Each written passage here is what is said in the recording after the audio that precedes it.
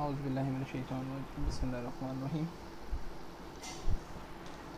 अच्छा, इससे पिछले सेशन में हमने जो था जो है कुरैश के जो थे वार वगैरह हमने पढ़े थे और वो सारा कुछ हमने देखा था।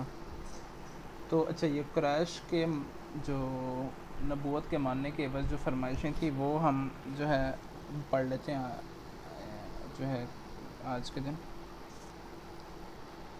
जब इनको जो है सारी चीज़ें तदबीरें ख़राब हो गई तो कुरैश ने क्या किया कि भाई उन्होंने ये सोचा कि हम आपके सामने कुछ और चीज़ पेश करते हैं। ये कि आपको मालूम है कि आपकी कौम नहायत तंगदस्त है और ये शहर मक्का भी बहुत तंग है। हर तरफ पहाड़ ही पहाड़ हैं, सब्ज़ी और शदाबी का कहीं नाम नहीं। लिहाजा आप अपने रब से जिसने आपको पैगंबर बना के भेजा है इससे आप ये दरख्वास्त कीजिए कि इस शहर के पहाड़ों को यहाँ से हटा दे ताकि शहर में वसअत पैदा हो और शाम और इराक़ की तरह इस शहर में भी नहरें जारी कर दे और आबाओ अजदाद और ख़ुसूसी ख़ुज़ई बिन कलाब को ज़िंदा फरमा ताकि हम इनसे तुम्हारी बाबत दरियाफ़्त कर लें कि वो जो तुम कहते हो वो हक़ है या बातिल।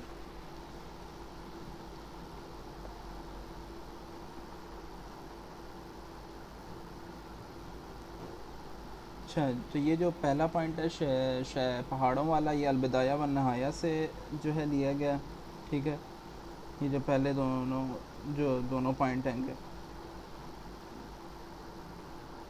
ठीक है। और जो है इसके अंदर जो ख़ुज़ई बिन कलाब के बारे में हमने लास्ट टाइम भी मैंने पूछा था तो अपने सेशन में बताया था कि ख़ुज़ई बिन कलाब कौन थे। हज़रत सल्लल्लाहु अलैहि वसल्लम के आबा व अजदाद में से थे जिन्होंने कुरैश के अंदर इदारे ओपन किए थे जिसमें रवाए आमा, दार नदवा और बहुत सारे जो इदारे थे हाजियों को खाना खिलाने वाले।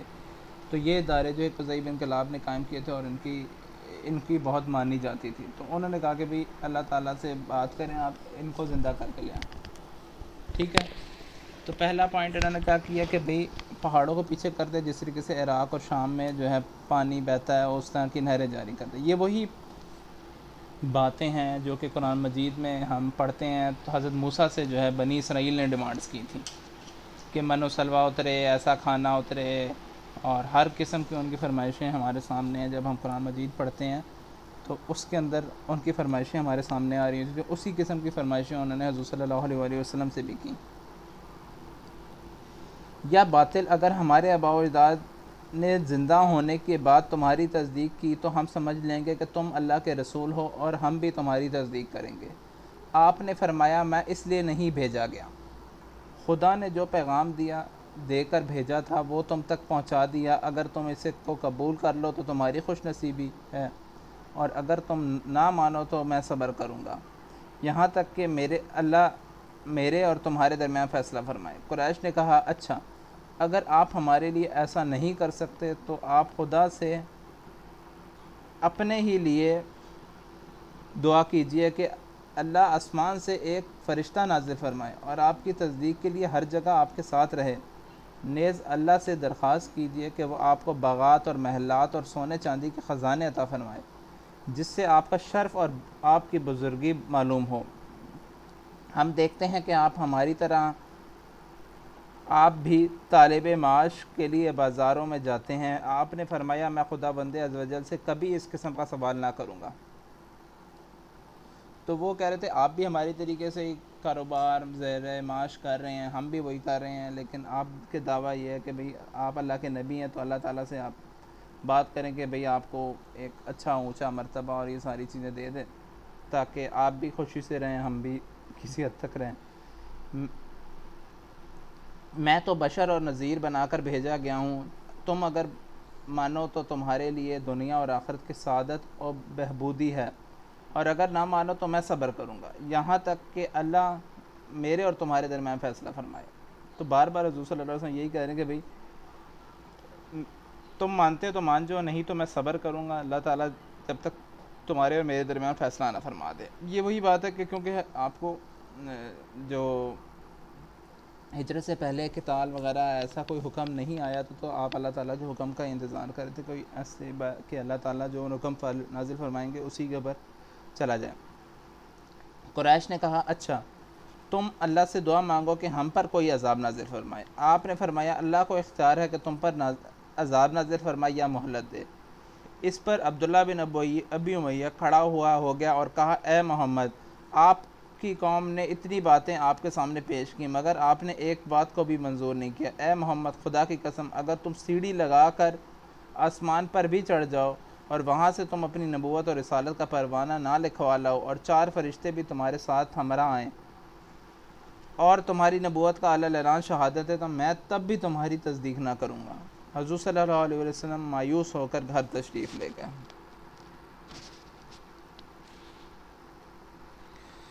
तो ये जो अब्दुल्ला बिन उबई कौन है, ये हज़रत सल्लल्लाहु अलैहि वसल्लम का फुप्पीज़ाद भाई और अमीरुल मोमिनीन उम्मे सलमा का भाई है।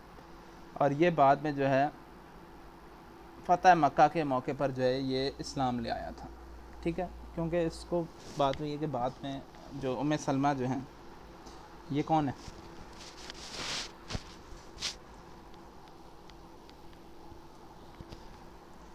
ये फिर आज का क्वेश्चन है। वैसे तो उम्मे सलमा कौन है? इनके बहुत सारे रोल्स हैं वैसे तो।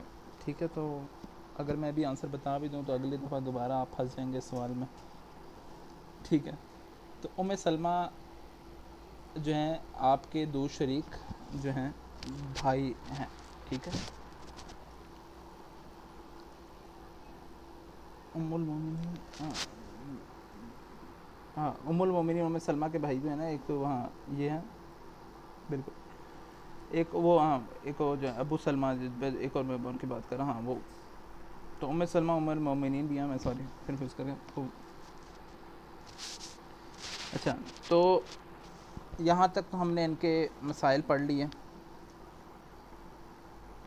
अच्छा जी,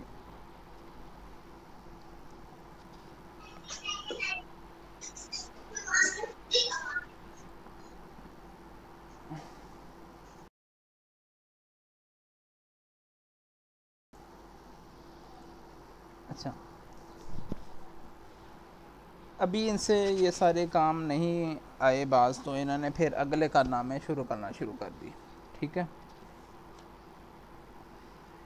जिसमें सबसे पहले जो है वही बात है कि इन्होंने, हमने ये भी चीज़ें पढ़ी थी और ये हमें थोड़ी सी पता भी है। ठीक है, जो हम सुनते रहते हैं कि हज़रत सल्लल्लाहु अलैहि वसल्लम के चचा के पास गए और उनको अबू तालिब के पास गए और आपकी शिकायत लगाई और आपको भी धमकियां देने लगे और सारा कुछ कहा कि, और उन्होंने ये भी ऑफ़र तक कराई कि भाई आपको हम हट्टा कट्टा नौजवान दे देते हैं इसके बदले में जो कि आपकी खिदमत और गुजारी करे और आप ही इसको हमारे हवाले कर दें। तो उन्होंने कहा, मैं अपना ख़ून तुम्हें दे दूं और तुम जो है एक गैर खून मुझे दे दो, तो ये भी एक नाइंसाफ़ी वाली बात है। और आपको जो है डिफरेंट किस्म के इल्ज़ामात आप पे लगाते थे, जिसमें काहिन, मजनून, शायर, साहिर, जादूगर, ये सारे चीज़ें, काज़िब, झूठा तक कहते थे। और ये भी कहते थे कुरान जो है रसूल सल्लल्लाहु अलैहि वसल्लम की तसनीफ़ है। फिर तानाज़नी करते थे और जब वही रुक गई थी, तो हमने इससे पहले भी पढ़ा था थोड़ा सा कि भाई औरत ने कहा कि भाई ये जो है इन पे तानाज़नी करना शुरू कर दी और उसने जो है ख़ुसूस तौर पे जो ये अबू लहब की बीवी हिंदा थी, तो वो उसके बाद कुरान सुनने से लोगों को मना करते थे और जो है माफ़ूकुल फ़ितरी चीज़ों का जो है मुतालबा किया करते थे कि जिसमें जो है डिफरेंट किस्म के जो है, जैसे कि हमने पहले पढ़ा कि भैया ये कर दें, मुर्दों को ज़िंदा कर दें, ये इस तरह के जो है चीज़ें आपसे मुतालबा किया करते थे, सौदेबाजी की कोशिश करते थे। तो अच्छा, तो ये जो सौदेबाजी की कोशिश किया करते थे, इसको मैं थोड़ा सा डिटेल में बता देता हूँ। इब्न अब्बास से मरवी है कि कुरैश ने आपसे दरख्वास्त की, या तो आप हमारे बुतों की मज़म्मत से बाज आ जाएँ, और अगर ये मुमकिन ना हो तो हमारे और आपके दरमियान फ़ैसला की एक ही सूरत है कि 1 साल आप हमारे बुतों की परस्तिश कीजिए और 1 साल हम आपके खुदा की बंदगी करेंगे। तो इसी मौका पर जो है सूरतुल काफ़िरून जो है नाजिल हुई, जिसका तर्जुमा ये है, आप कह दीजिए, ए मुनकिरों, ना मैं तुम्हारे माबूदों की परस्तिश करता हूँ और ना तुम मेरे माबूदों का परस्तिश करते हो। और ना मैं तुम्हारे माबूदों के परस्तिश करूँगा और ना तुम मेरे माबूदों के परस्तिश करोगे। तुम्हारे लिए तुम्हारा दीन है और मेरे लिए मेरा दीन है। ये इब्न तबरी की जो है उसमें आता है कि और इब्न जरीर की जो तबरी की रिवायत में सूरह काफिरून के अलावा भी और भी आयत नाजिल हुई जिसमें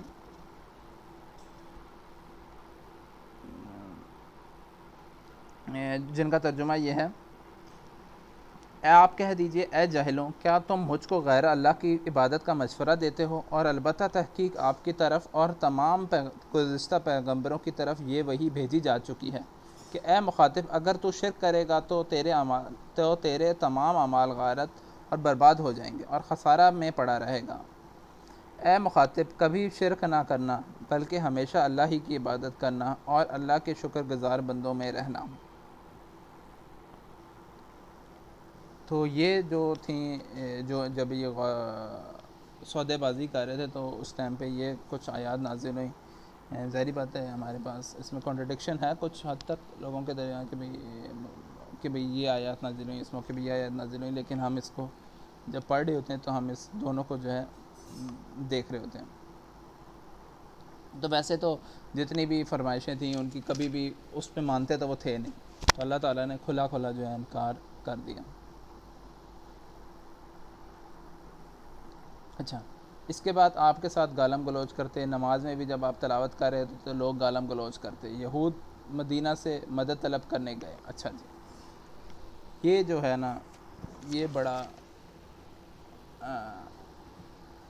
इस पूरे वाक़े का जो है ना बेहतरीन जो है ना जो है मसला वो ये यहाँ पे है।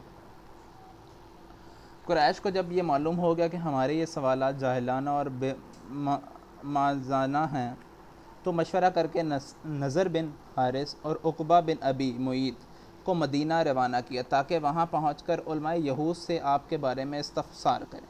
वो लोग अम्बिया के अलूम से वाकिफ़ और पैगम्बरों की अलामात से आगाह और बाखबर थे। दोनों आदमी मदीना मुनव्वरा पहुँचे और उलमाए यहूद से तमाम वाक़या ज़िक्र किया। तो देखें ये इनके हालात देखें कि भाई ये मदद तलब करने के लिए हर तरफ मौके पे चले जाते थे और यहूद के पास चले गए, क्योंकि यहूद के पास क्या था, इंफॉर्मेशन थी कि भाई अल्लाह के नबी के क्या खसूसियात हैं और क्या कुछ हैं, जो कि गड़मट थी ज़रूर। उन्होंने अपनी किताबों में हज़रत सल्लल्लाहु अलैहि वसल्लम का हुलिया मुबारक तक बदल के रख दिया। ठीक है, मतलब कि आपके जिस रंग के बाल थे उन्होंने उसको बदल दिया, जिस रंग की आँखें थीं उसको बदल दिया, जिस इलाके में आना था उसको बदल तक के रख दिया, ताकि लोग उस किताब को पढ़ने के बाद उसके ऊपर यकीन तो क्या कुछ भी मामलात को ना देख सकें। मतलब कि कहें ये तो पुरानी किताबों में ये चीज़ लिखी हुई है और ये तो वो है ही नहीं, उनसे मिलते जुलते ही नहीं है। उलमाए यहूद ने कहा तुम तीन चीज़ों के मुतालिक मोहम्मद सल्लल्लाहु अलैहि वसल्लम से सवाल करना। अव्वल, वो लोग कौन हैं जो गार में जा छुपे थे और इनका क्या वाक़या है, यानी इनसे असहाबे कहाफ का किस्सा दरियाफ़्त करो। दोम, वो कौन शख्स है जिसने मशरिक़ से लेकर मगरिब तक तमाम रूए ज़मीन को छान मारा, यानी ज़ुल्क़रनैन का किस्सा दरियाफ़्त करो। सोम, रूह क्या शय है। मोहम्मद अगर इन तीनों सवालों में से अव्वल और दोम का जवाब दे दें और तीसरे से सकूत फरमाएं तो तुम समझ लेना वो नबी मुरसल हैं, वरना कज़्ज़ाब और मुफ्तरा हैं। तो अब यहूद ने कुछ सवालात भेजे जो कि हमने पढ़ लिए कि तो जिसमें असहाबे कहफ और सूरह कहफ का जो है वाक़या मेनली पूरा जो है वो, और उन्होंने ये भी बता दिया कि भाई अगर इसमें से दो सवालों को जवाब दे दें और तीसरे पे चुप रहें तो इसका मतलब समझ लेना कि ये नबी मुरसल हैं, अल्लाह ताला की तरफ से नबी उतारे गए, क्योंकि ये इससे वाली पहले चीज़ें सिर्फ जो है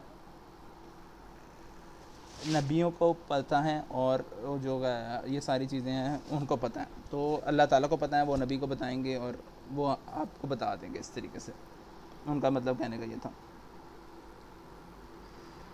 अच्छा, नज़र और उक़बा, फ़रहाना और शादा मक्का वापस आए। मतलब कि अब उन्हें लग गया कि भाई ये तो यहूद ने सवाल हमें दे दिए, हम इनसे जाके पूछेंगे, इनको जवाब आते नहीं होंगे और ये मतलब कि ये झूठे साबित हो जाएंगे। आपकी खिदमत में हाजिर हुआ और ये सवालात पेश किए। आपने इस उम्मीद पर कल तक इस बारे में कोई वही रब्बानी नाजिल हो जाएगी ये फरमा दिया कि कल जवाब दूंगा। बामका ताज़िया बशरियत, मतलब कि बशरियत के तकाज़े से आप सल्लल्लाहु अलैहि वसल्लम इंशाअल्लाह अगर खुदा ने चाहा कहना बोल गए। चंद रोज़ के इंतज़ार के बाद सूरह कहफ की आयतें नाजिल हुईं, जिसमें असहाब कहफ और ज़ुल्क़रनैन का किस्सा बिल तफसील बतलाया गया। और तीसरे सवाल के मुतालिक यह आयत नाजिल हुई, कुल रूह मिन अम्रि रब्बी, यानी आप इनसे कह दीजिए रूह की हकीकत तुम समझ ही नहीं सकते। इतना जानना काफ़ी है कि रूह एक चीज़ है, अल्लाह के हुक्म से जब बदन में आ पड़े जाए तो वो जी उठे, जब निकल गया तो मर जाए। जे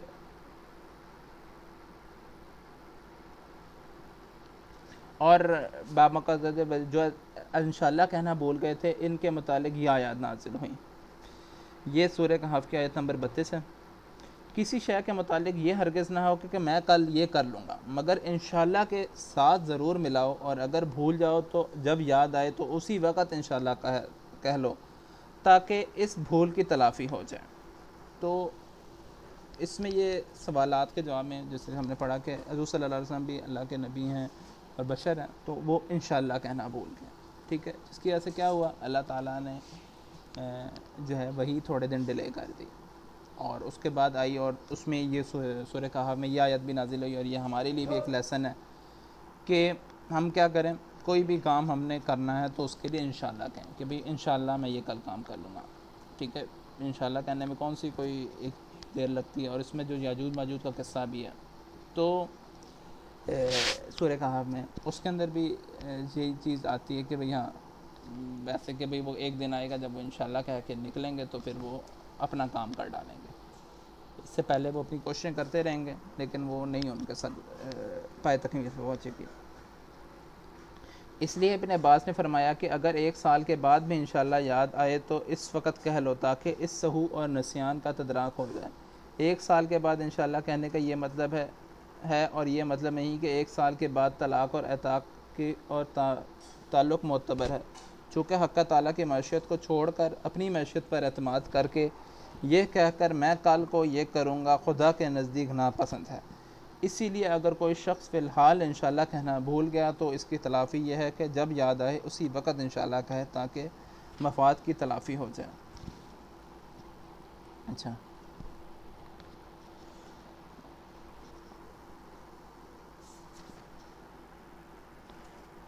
अच्छा, इसके बाद जो किताब में टॉपिक है ना, वो बहुत डिटेल में लिखा हुआ है, हम इसको पढ़ सकते हैं, कोई मसला नहीं है। रूह और नफ्स वाला टॉपिक जो है, ठीक है, ये किताब में बहुत डिटेल में लिखा हुआ है। इसके अंदर डिफरेंट आ रहा है और बहुत सारी चीज़ों को डिटेल में लिखा हुआ है। सही है, जिसको हमने कोशिश की थी कि हम एंड ऑफ टाइम्स और दूसरे सेशन में कवर करें, और अभी भी इंशाल्लाह उसके सेकंड पार्ट जो है आएगा, तो उसके अंदर हम इसको कवर करेंगे इंशाल्लाह, जो रूह का पार्ट है। और उसमें हमने रूह के बारे में थोड़ी बहुत चीज़ें एंड ऑफ टाइम्स में और रूह कैसे में हमने देखी थी।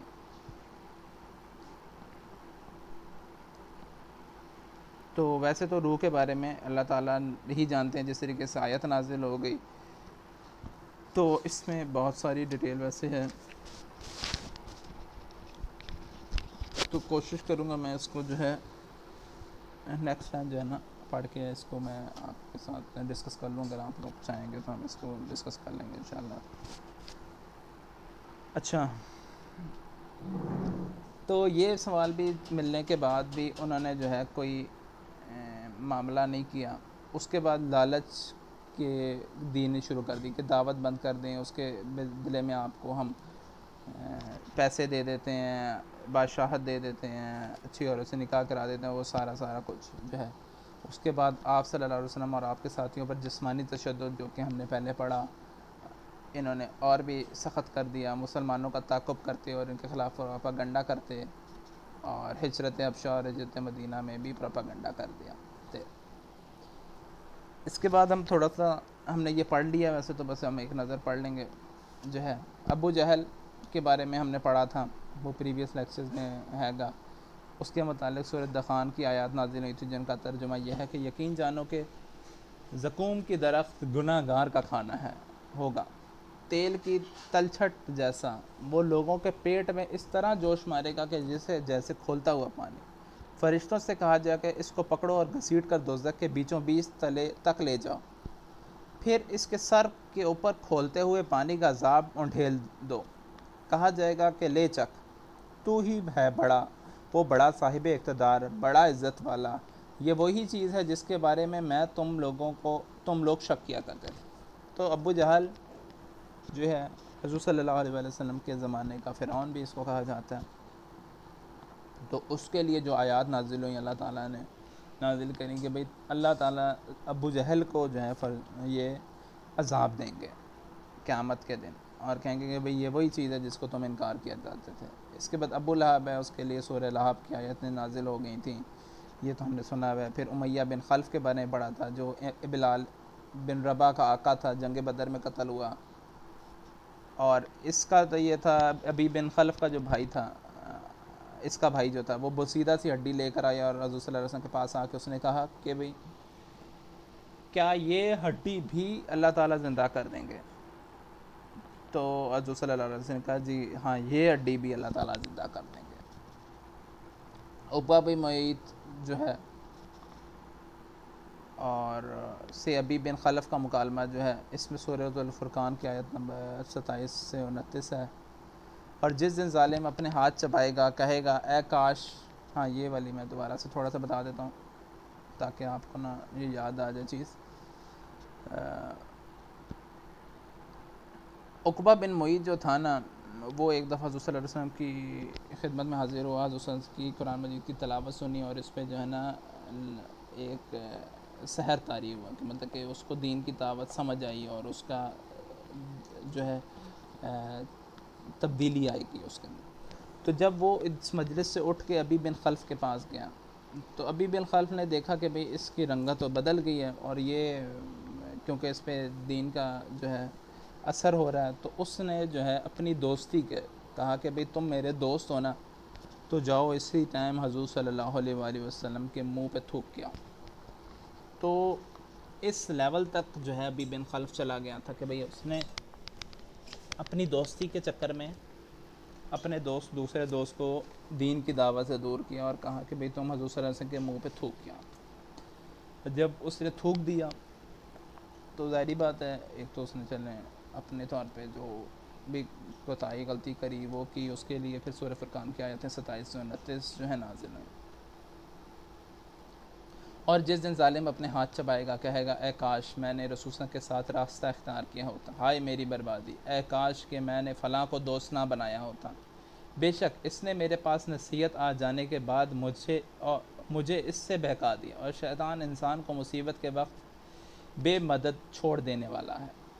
तो यहाँ पे ये वही पूरा वाक़या जो मैंने अभी बताया, ये कुरान मजीद की एक आयत है हमारे पास सूरह फ़ुरक़ान की 27 से 29 में बताया अल्लाह ताला ने कि भाई इसने क्या किया था कि भाई इसको मिल भी गई थी कि ये हो सकता था कि ये इस्लाम कबूल कर लेता, लेकिन अपने दोस्त की वजह से ये क्या हुआ, ख़राबी का शिकार हो गया। इसीलिए आजकल के दौर में भी कहते हैं कि भाई इंसान अपने दोस्त के दीन पर होता है। जिस तरीके से हज़रत अबू बकर अपने कितने दोस्तों को उन्होंने मुसलमान करवाया, मतलब कि उनको दो दीन की दावत देते थे और उनको इस्लाम लेकर आए, उसी तरीके से अबी बिन खल्फ़ है, उसने क्या किया, अपने दोस्त को इस्लाम से दूर कर दिया। तो इसमें यह होता है कि भाई हाँ, हमें देखना चाहिए कि हम कैसे दोस्त बना रहे हैं। कोशिश तो यही वही बात है कि हमें अपने दोस्तों के अंदर भी हम देखें हम किस किस्म के किस फ़िरके के या किस आइडियोलॉजी के दोस्त हम अपने साथ बना रहे हैं।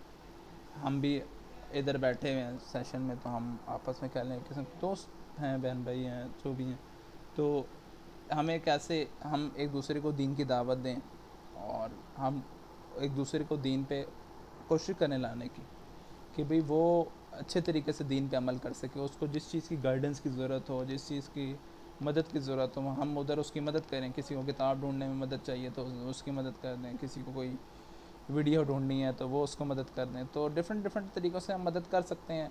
अभी भी ग्रुप के अंदर कुछ हैं क्यूरीज़ वगैरह बुक्स की, तो मैं भेज दूँगा, तो अगर आप में से कोई मदद करना चाहें उनकी उन बुक्स को ढूंढ के, तो वो आप कर सकते हैं।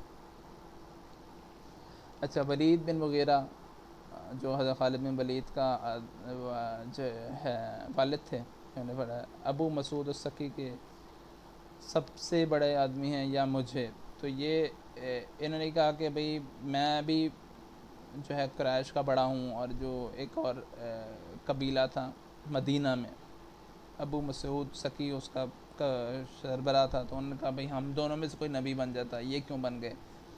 तो उस पर सूरह ज़ुख़रुफ़ की आयत नंबर 31-32 नाजिल हुई, जिसका तर्जुमा ये है, और क्या क्यों ये कुरान इन दो बस्तियों के किसी सरदार पर नाजिल नहीं हुआ किया गया, क्या वो आपके रब की रहमत तकसीम करते हैं। मतलब कि ये अल्लाह ताला के साथ ही मुकाबलाबाजी में लग गया कि भाई अल्लाह ताला ने हम दो लोगों को क्यों नहीं दिया, हुज़ूर सल्लल्लाहु अलैहि वसल्लम को क्यों दे दिया।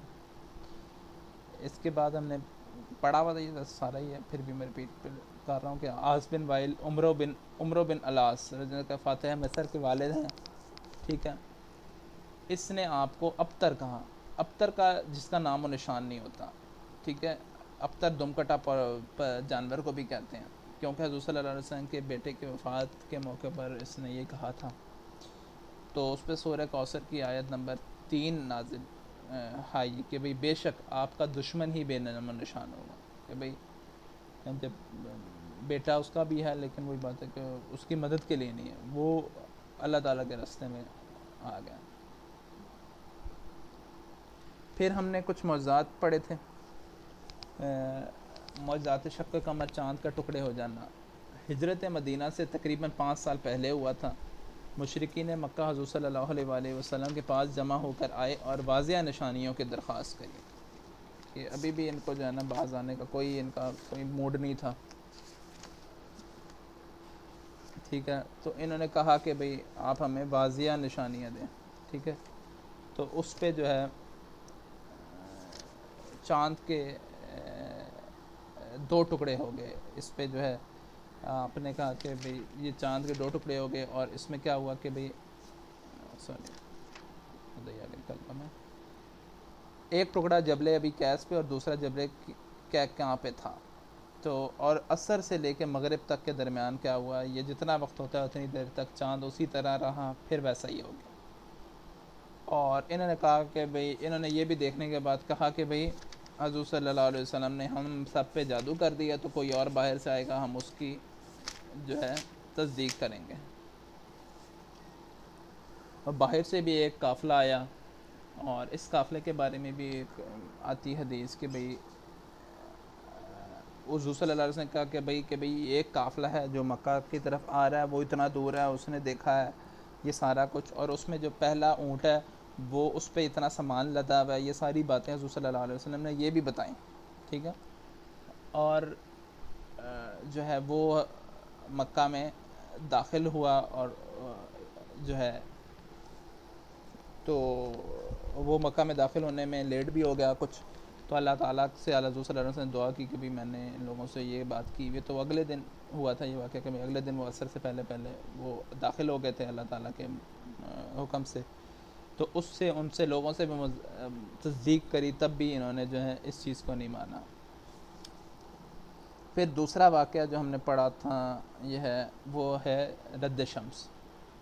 अस्मा बिनते उमैस से मरवी है कि हुज़ूर सल्लल्लाहु अलैहि वसल्लम खैबर के मुकाम पर सहबा में थे, और सर मुबारक हज़रत अली की गोद में था। हज़रत अली ने असर की नमाज़ नहीं पढ़ी थी, इसी हालत में वही नाजिल होना शुरू हो गई, और वही का बोझ इतना था कि हज़रत अली ने जो है आपको हुज़ूर सल्लल्लाहु अलैहि वसल्लम को नहीं उठाया। तो इस पे जब हुज़ूर सल्लल्लाहु अलैहि वसल्लम की ख़ुद वही कंप्लीट होने के बाद जब आँख खोली, तो हुज़ूर सल्लल्लाहु अलैहि वसल्लम हज़रत अली से दरियाफ़्त किया कि आपने असर की नमाज़ पढ़ी है कि नहीं। तो उन्होंने बताया कि भी मैंने नहीं पढ़ी। इस पर हुज़ूर सल्लल्लाहु अलैहि वसल्लम ने अल्लाह ताला से दुआ करी, तो क्या हुआ, जो सूरज था वो वापस लौट आया, और हज़रत अली ने फिर जो है नमाज़ पढ़ी। इसके बाद हम कल के टॉपिक में, नेक्स्ट टाइम के टॉपिक में इंशाल्लाह हिजरत हबशा पढ़ेंगे, और हिजरत हबशा में कितने मर्दों कितने औरतों ने जो है हिजरत करी, क्यों करी, वहाँ जाके क्या मुसीबतें पेश आएँ, और पीछे मदीना में जो रह गए थे उनके ऊपर क्या मुसीबतें पेश आईं, वो हम पढ़ेंगे।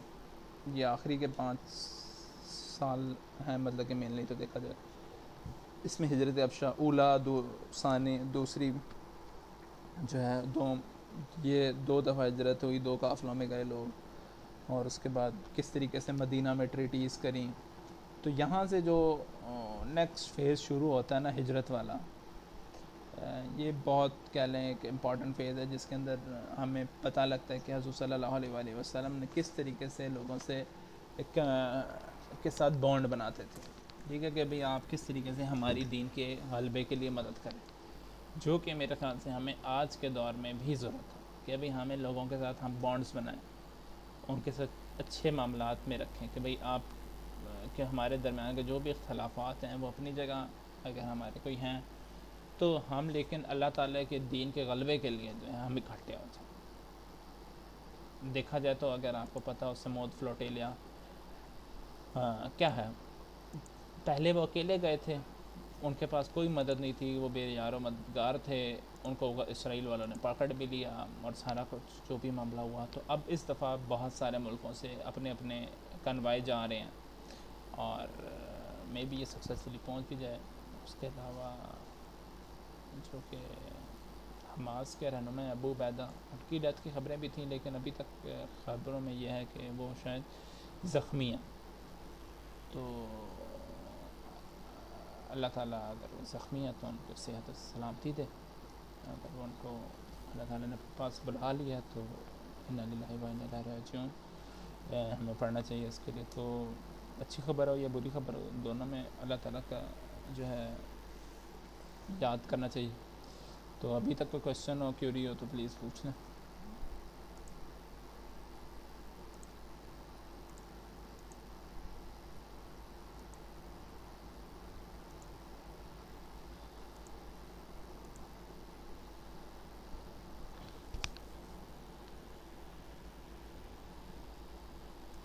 कोई क्वेश्चन, कोई क्यूरी नहीं है?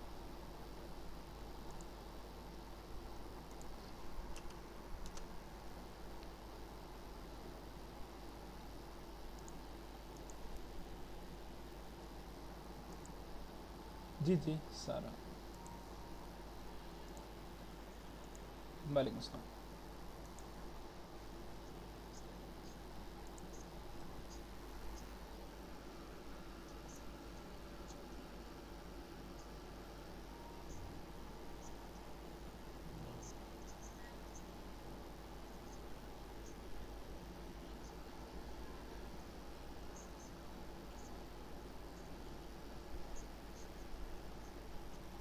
सही सही। अच्छा अच्छा, चलें इंशाल्लाह। हाँ चलें, मैं इसमें कोशिश कर सकता हूँ कि हाँ इसमें हम कोई चीज़ ढूंढ लें और इस पर कोई काम हुआ हो तो मैं ज़रूर इस पर ढूंढ के बताऊँगा। अदरवाइज़ मेनली तो इसमें जो ट्रॉमाटाइज़ की बात करते हैं ना, तो इसमें देखें अल्लाह ताला से उन्होंने जो बात की ना, हमने शुरू में पढ़ी थोड़ी सी, जो मैं उसको रेफरेंस दे रहा हूँ, कि उन्होंने कहा कि भाई मैं सब्र करूँगा कि या तो अल्लाह ताला मेरे हमारे और हमारे दरमियान फ़ैसला करके तब तक मैं सब्र करूँगा। तो ये चीज़ जो है वहाँ पे जितने भी उनके सवालात थे, मसाइल थे, उस पे अल्लाह ताला हज़रत सल्लल्लाहु अलैहि वसल्लम ने ये सब्र करने का जो है कहा कि भाई मैं सब्र करूँगा। तो मुझे ये लगता है कि हाँ ये जो आपका सवाल है इसका जवाब किसी हद तक ये है कि भाई हाँ कि भाई जो भी मुसीबतें आफ़ात आ रही हैं इस पर हम सब्र करें। हम भी जो हैं हज़रत सल्लल्लाहु अलैहि वसल्लम को भी सब्र का दर्स दिया गया, तो हमारे पर भी यही है कि हम सब्र करें। हमारे पर भी अगर कोई हमें लगता है कि बहुत ही कोई बहुत बड़ी मुसीबत आ गई, अलबत्ता इन सारे सीरत को पढ़ने के बाद मैं समझता हूँ हमारी मुसीबतें तो कुछ है ही नहीं। हम मज़े से खाने खा रहे हैं, सब कुछ कर रहे हैं, लेकिन अभी हम आगे जाकर शेब अबी तालिब पढ़ेंगे जिसमें 3 साल किसी को खाना पीना नहीं मिला। तो बहुत ऐसे चीज़ें वाक़यात हज़रत के और सहाबा की ज़िंदगी में हुई, तो हमारी ज़िंदगी में तो कुछ भी नहीं है ऐसा। हम हल्का सा कोई हमें कोई डांट दे, पीट कुछ कह दे, रो दे, कह दे, तो हम उस पर बुरा मान जाते हैं और हम कहते हैं हम पे ही सारी दुनिया की आजमाइशें आ रही हैं। तो बेशक अल्लाह ताला की तरफ से आजमाइश होगी, अल्लाह ताला आजमाइश देता भी उन्हीं लोगों को जो उसको बर्दाश्त कर सकें।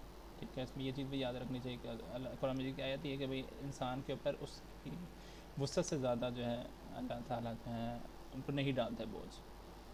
तो हम पे अगर कोई बोझ डाल रहा है तो वो हमारी वसअत से ज़्यादा नहीं होगा। जी जी।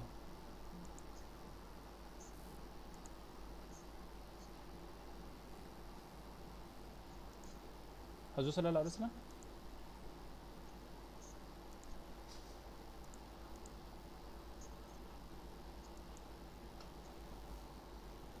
सही, अच्छा अच्छा।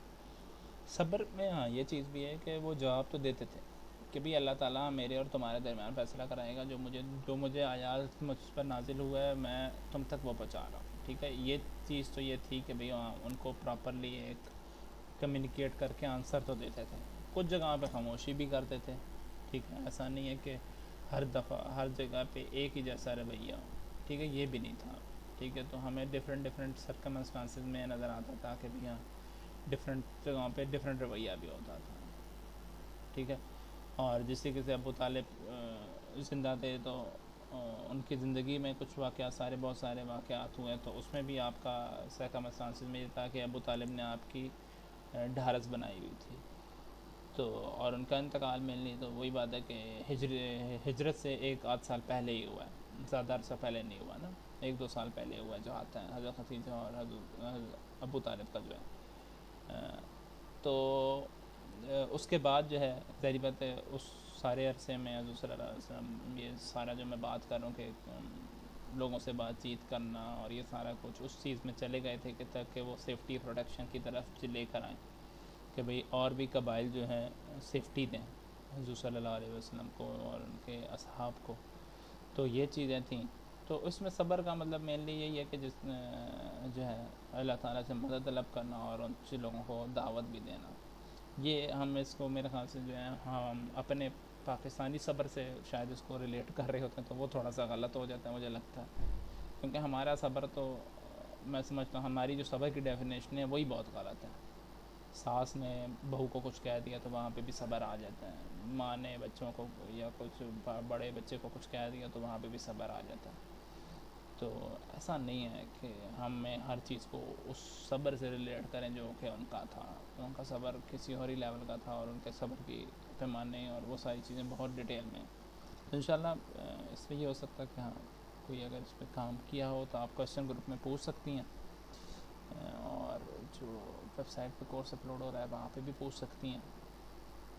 मैं वहाँ पे question and answer session option blog जगह बना देता हूँ, तो कोशिश करेंगे हम वहाँ पे क्वेश्चन एंड आंसर पूछ लिया करें, ताकि व्हाट्सएप ग्रुप में बाज़ औक़ात गायब हो जाते हैं ना क्वेश्चन एंड आंसर। तो उसमें ये भी फ़ायदा है कि भाई हाँ लॉन्ग टर्म वेबसाइट पे पड़ा रहेगा तो हमारे लिए भी फ़ायदा है और सदका जारिया है। ठीक हो?